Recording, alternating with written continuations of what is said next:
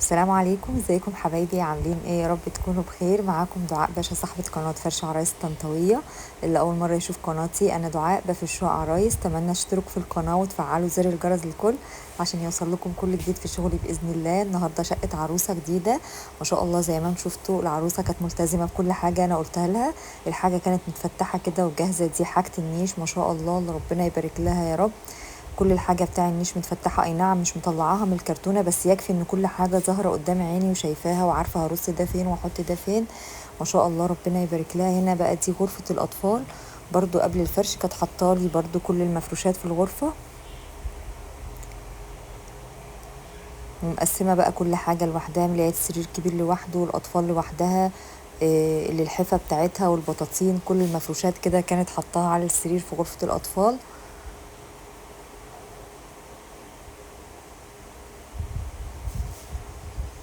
حابة برضو اوريكم تقسيمة الدولاب بتاعتها ما شاء الله. تقسيمة الدولاب حلوة جدا وكبيرة، هتاخد برضو معايا حاجات كتير. هنا بقى الطرقة ديت جوه بتدخل للمطبخ وغرفة النوم. ده كده شكل المطبخ قبل الفرش.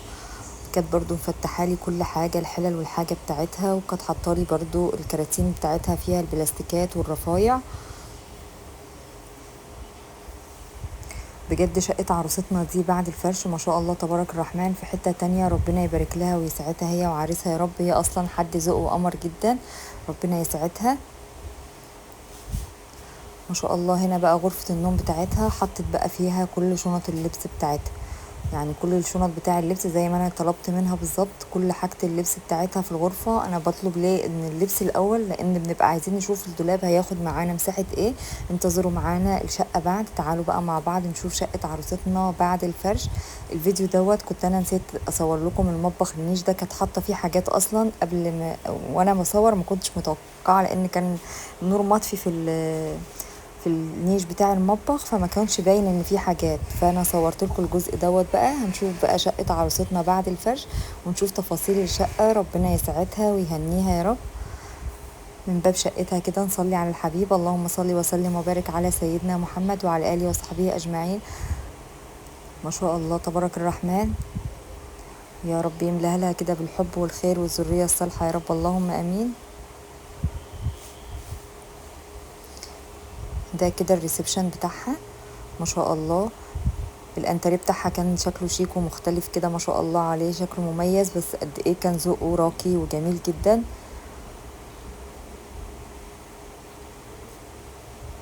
ومقابل على طول للانتريه كانت حاطه السفره. ده كده الشكل العام للسفره بتاعتها برضو. هنرجع تاني نشوف تفاصيل الانتريه ونرجع نشوف السفرة حطينا لها فيها ايه في النيش. هنا زي ما انتم شايفين مكونة برضو من 2 كنبة و2 كرسي فوتيه، بس الكنب بتاعها متقسم اجزاء، يعني ممكن يتقسم كراسي عادي ان هي تنقله كل جزء لوحده. في الترابيزة بقى حطت لها عليها حاجة الضيافة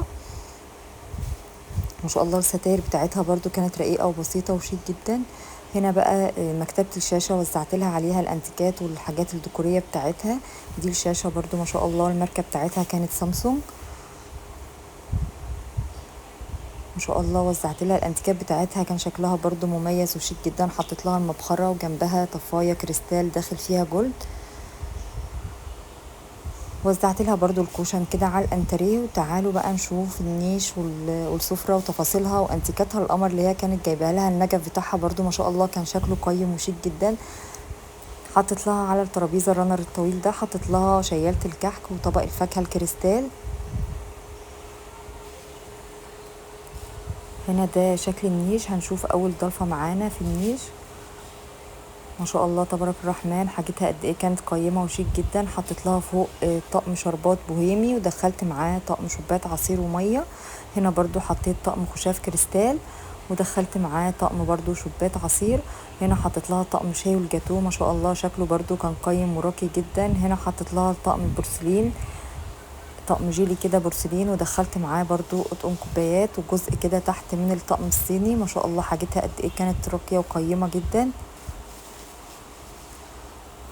حطيت لها هنا ده طقم الشمعدان، حطيت لها رنر كده على البوفيه، وحطيت البونبونيره الكريستال، وحطيت لها طقم الغزالات ده مقابل لطقم الشمعدان. لو عجبكم معايا رصه النيش الاولانيه ما تنسوش تحطوا لي اللايك. هنا في البوفيه بقى حطيت لها الطقم الاركوبايركس، ما شاء الله. حطيت فوق الطقم الشربات، ومعاه برضو الاطباق بتاعته، بقيت الطقم حطيته في الرف الاخير. هنا بقى حطت لها بقيه الحاجات بتاعتها، الطواجن البورسلين للضيافه، وحطت لها طقم الشوربه بالحامل بتاعه اللي هو البوله البورسلين بتاع الشوربه، وطقم صواني، وشنطه المعالق تحت كده في البوفيه. ما شاء الله حاجتها كلها كانت قيمه وجميله جدا.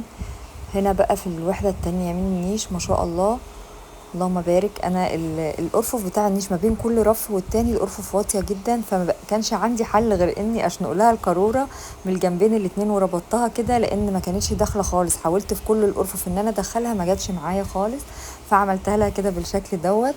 هنا برضو حطيت لها طقم كاسات سيلفر، وحطيت معاه طقم كاسات تاني لونه فامي كده. وهنا بقيت الطقم الصيني، هنا برضو حطت لها كاسات، اللهم بارك يا رب. وتحت برضو حطت لها جزء من الطقم الصيني. ده كده الشكل العام للنيش عروستنا. اتمنى ان رصة النيش تعجبكم. والريسبشن ما شاء الله كل حاجتها تحسوا ذوقها في اختيار الحاجة راقي وجميل جدا. هي معاملتها كمان مع الواحد بجد من احسن الناس بجد اللي اتعرفت عليهم. ربنا يسعدها ويهنيها هي وعريسها يا رب. هما الاتنين بصراحة تبارك الرحمن، سواء العروسة مامتها خالتها عريسها وحماتها، ما شاء الله كلهم ناس ذوق، واختها طبعا كلهم ناس ذوق محترمين جدا. ربنا يسعدها ويفرحهم بيها ويشيلوا ذريتها يا رب. زي ما انتم شايفين معانا هنا كانت حاطه الجزامه في اول دخله خالص من غرفه الاطفال، لان ما كانش عندها مكان ليها بره. ما شاء الله زي ما انتم شايفين الغرفه فرشت لها الطقم الملايات اللي ماشي مع لون الغرفه. وزعت لها برضو صينيه بتاعه كتب الكتاب، حطيتها لها كده على المكتبه او المكتب بتاع الغرفه. ما شاء الله تعالوا مع بعض نشوف بقى الدولاب وتفاصيله وحاجتها وتناسق الالوان بتاعتها. اللهم بارك يا رب، حاجات هاديه وبسيطه جدا. ربنا يسعدها ويهنيها بحاجتها يا رب. زي ما انتم شايفين تدريج الالوان وتناسق الحاجه. فاول حاجه فوق حطت لها الملايات بتنسيق الوانها وتدريجها، زي ما انتم شايفين التدريج الالوان الرصاصي مع الكشمير. هنا فوق حطت لها اول حاجه بطانيه ولحاف اطفال، هنا ملايات ودخلت معاها فوط. هنا برضو اطقم ملايات وحطيت جنبيها دفايه وطعمت فوط الاطفال. هنا اللحاف التاني للاطفال والبطانيه، تحت برضو دفايه واتنين كوفرتا لسرير الاطفال. في الوحدة التانية في الدولاب برضو حطت لها بقية المفروشات بتاعتها والشنط الخروج، لان ما جاش معايا في الدولاب بتاع غرفة النوم بقية الحاجة. هنا برضو حطيت بطانية واتنين دفاية لسرير الاطفال. ده شكل شنط الخروج بتاعتها، رصيتها لها كده بالشكل ده، ولبس الخروج بتاع عروستنا. اتمنى ان رصة الدولاب تعجبكم. زي ما انتم شايفين قد ايه الغرفه بتاعتها بسيطه ورقيقه. ربنا يكرمها ويرزقها بالذريه الصالحه ويكرمها هي وعريسها يا رب، اللهم امين.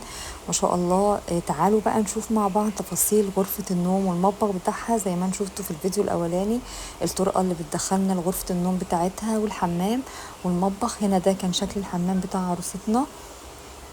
ما شاء الله حطيت لها برضو الفوطه بتاعتها كده بالشكل دوت على الفواطه.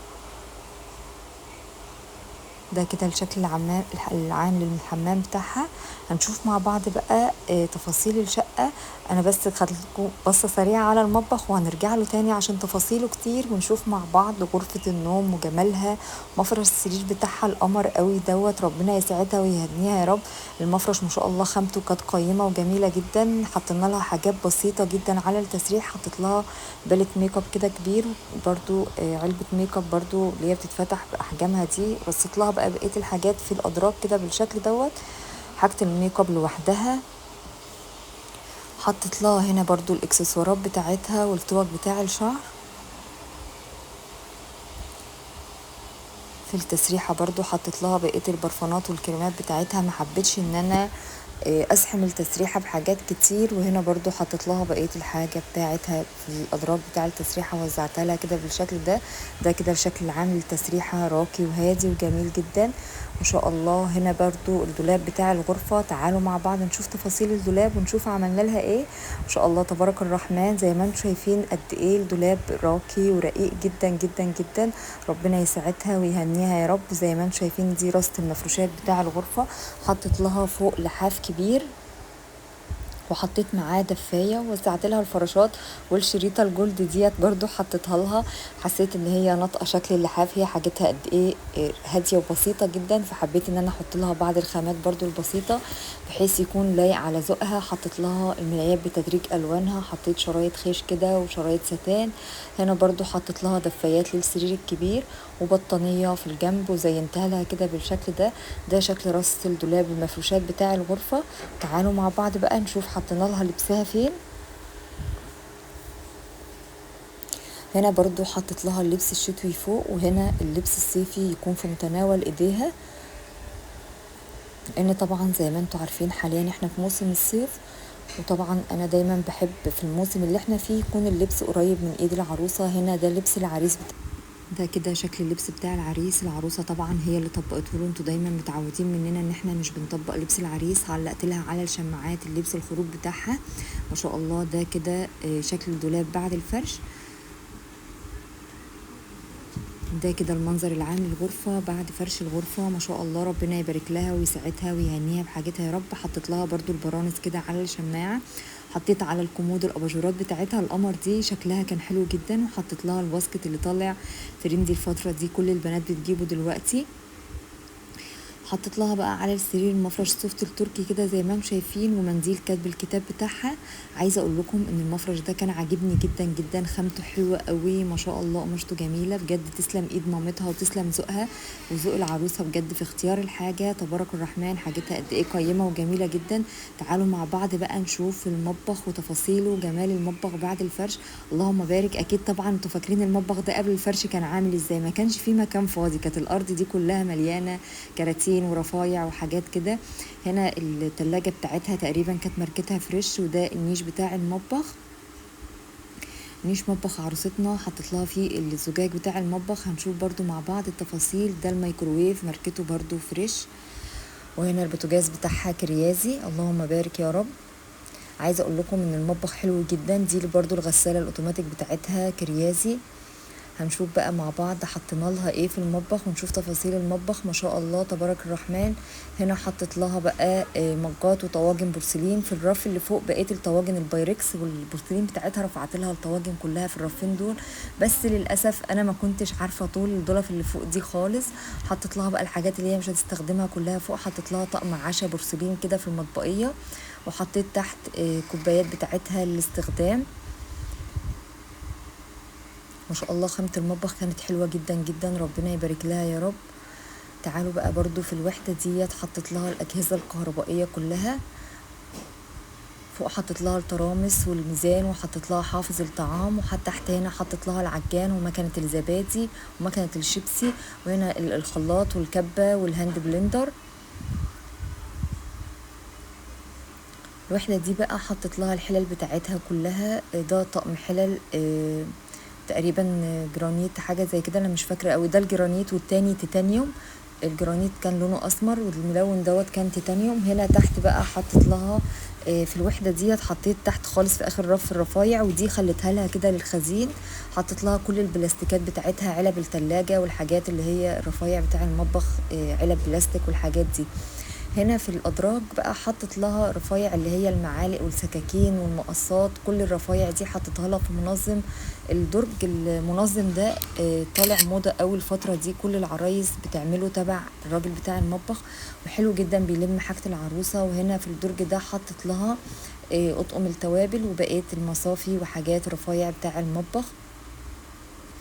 آخر درج معانا بقى خلته لها للقلايات، وحطت لها طقم التوزيع دوت. هي ما كانتش حابه ان هو يتحط على الرخامه، فاحنا حطيناه في الدرج. دي ضلفه النيش بتاع المطبخ. اللهم بارك يا رب. رصت لها بقى فيها بقيه الزجاج بتاعها كله كده بالشكل دوت. حطيت فوق اطقم شاي واطقم عصير وميه، وهنا حطيت طقم شربات شفشق عصير ومعاه الكوبايات ومعاه طقم كاسات، وحطيت لها مجات. وهنا حطيت طقم كاسات وطقم قهوه وطقم ميه وعصير. وهنا حطيت لها برضو كوبايه شاي وطقم قهوه بورسلين، وتحت كده حطيت الحوامل القهوه البورسلين ومعاهم الطقم السمك الازاز ما شاء الله. وحطيت لها برضو سكريه كريستال ما شاء الله. ده كده شكل النيش بتاع عروستنا. اتمنى ان رصه المطبخ تكون عجبتكم. هنا بقى في الوحده اللي فوق دي حطيت لها المصافي الاستانلس والبولات الاستانلس وعلب الاستانلس. فوق حطيت لها طقم الاستانلس، الحلل الاستانلس نفسها. بس للاسف انا ما كانش معايا سلم ساعتها ان انا اطلع واوريكم تفاصيل المطبخ، وكان الوقت بقى اتاخر فما لحقتش ان انا اصور لكم بقيه المطبخ من فوق. ده كده الشكل العام لمطبخ عروستنا. على الرخامه كده حطيت لها الاير فراير والحاجه بتاعتها اطقم التوزيع. وبكده نكون خلصنا جولتنا في شقه عروستنا. اتمنى ان الفيديو يعجبكم. عايزه دعوه حلوه جدا من قلبكم لعروستنا، تدعوا لها ان ربنا يصلح حالها ويسعدها هي وعريسها. تنسوش اللايك والاشتراك في القناه، والسلام عليكم ورحمه الله.